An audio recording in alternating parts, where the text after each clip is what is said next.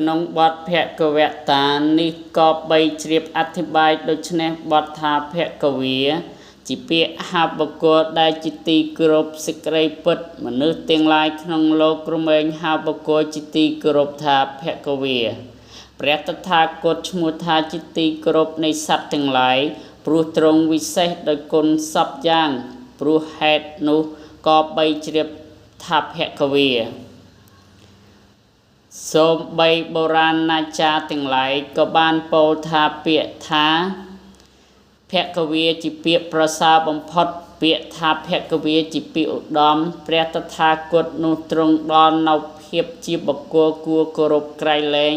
ដោយហេតុនោះទៅថ្វាយព្រះនាមថាភគវា